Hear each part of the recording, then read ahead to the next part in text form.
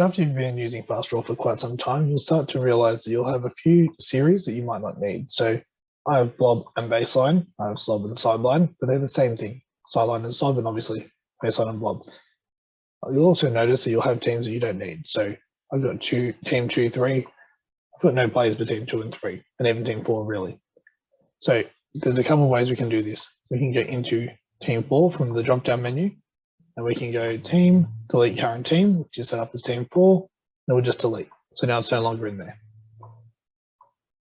Another way I can do this is I can filter the team to AAU example. You go the same way, team, delete current team, or I can simply just click on a player that has AAU example as a team, go to team, delete current team, and then it will say that I've chosen to delete the team AAU example, clarifying, which is perfect.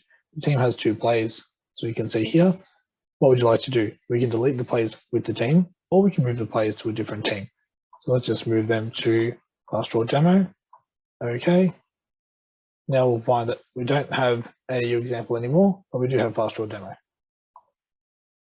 Now, something else you can do is to change the series, like I referred to with the series here. We can go sideline, slob, sorry, we want to make that sideline, simply click the drop-down menu, select sideline, and now we have sideline there. Even though there's nothing in slob, it will still stay there. So that's how you can have it build up a series that you don't need. Now, another option, as you can see, I've got 2 blob, so I can select them individually, or if I filter it down to blob, select or right click and select check all plays or uncheck all plays, then I can right click and change the series to baseline. All check plays, they've changed to baseline. Now you see, yes, I still have blob and slob, but all the plays here are baseline or sideline that are relevant to that. Now, intentionally, I set them up in a confusing order. So if we go to series and modify series list, as you can see here, all the series are all over the place. So there's a couple options here. We can click on a play, and then we can move up. You can click on another play, move down. So you can move these into any order that you see fit. Most likely, you want it to be alphabetical order. So click alphabetize, and it'll override and put it in order. Now from here, I can also click on a play and delete blob and slob. And let's say we want to delete so series, we'll click 5 out, delete. Again, that same pop-up that we saw before will come up again. So we can cancel that and say that we'll leave it. Select OK. And now the series that we just set up in alphabetical order, 1 in the filtering option will be alphabetical order, but 2 in this option here when we want to change the series, that's now gone to alphabetical order.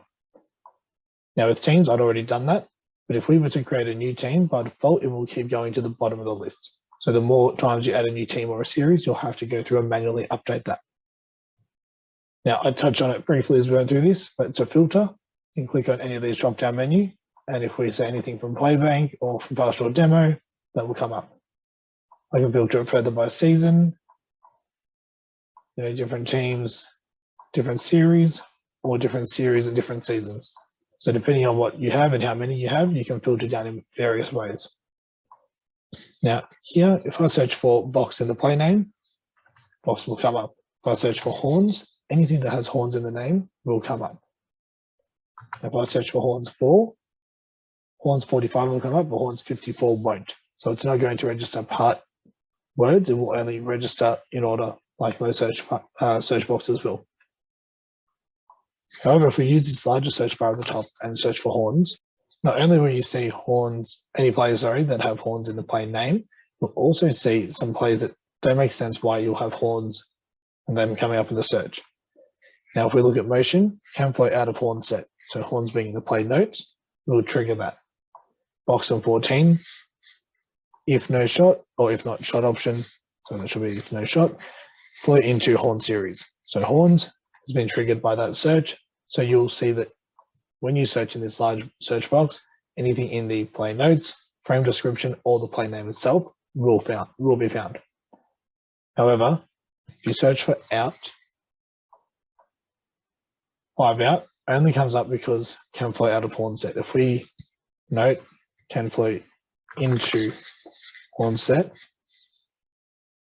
and now search for out, it won't come up. So the series or the team will not come up from this search, but anything else basically will. So the frame notes, frame description, so on. Now, some other things we can do. If I jump into Motion, you'll see some of these things I've already done here. If I copy and paste this frame, paste that frame here, and I'll just make everything go black. Now, the shaded colors or the shaded symbols, again, you just drag, drop, and you can resize, or the angled one, reshape it.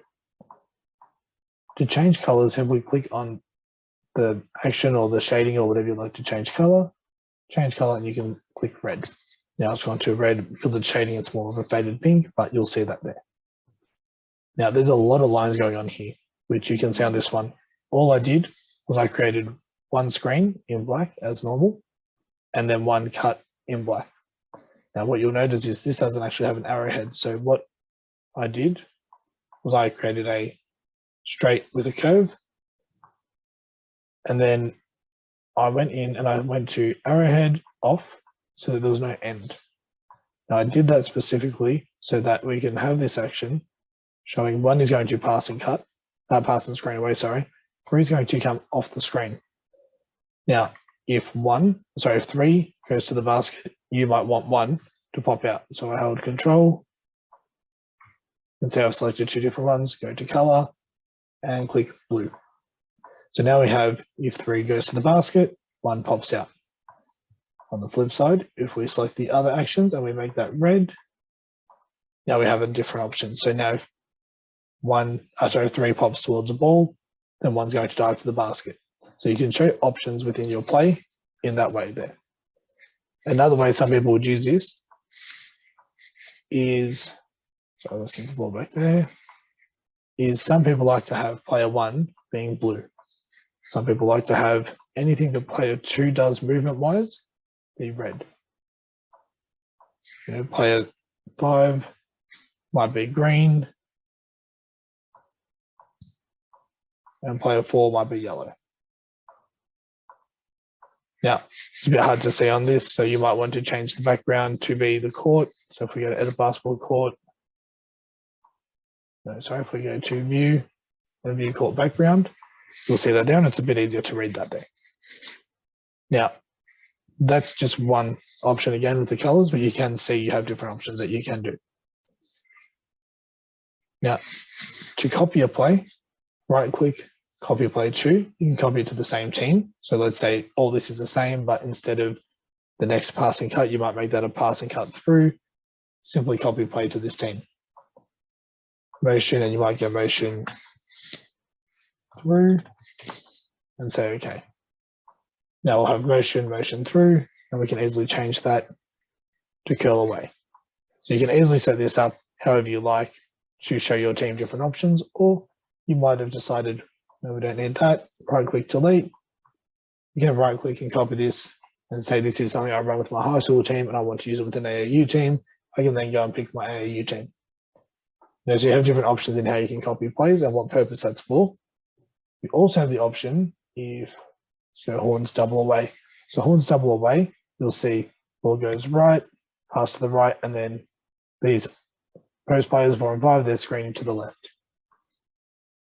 If we copy this play to the same team, team 1, copy play to team 1, horns away right. Then we right click here and we can mirror or flip the play left to right. Everything is just flip sides.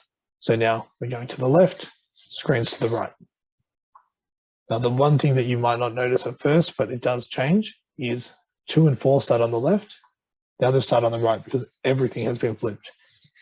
However, that is quite simple to just swap them over, and then do the same thing on the following plays. So we can just give 2 the ball, move 3 to that corner, and we can set up the exact same play on the other side of the floor. 4 and 5 would have to swap. And so now, if you want to show every action in your playbook for your players with the left and the right option, so they can't say, oh, we didn't know how to run on the other side of the floor, which we all know is too common, then you can easily do that, set it up, and have horns double away left and horns double away right, And now you've got those two options there. Hopefully this helps you make the most out of FastDraw. If you have any questions, feel free to reach out to support@fastmodelsports.com. Thank you.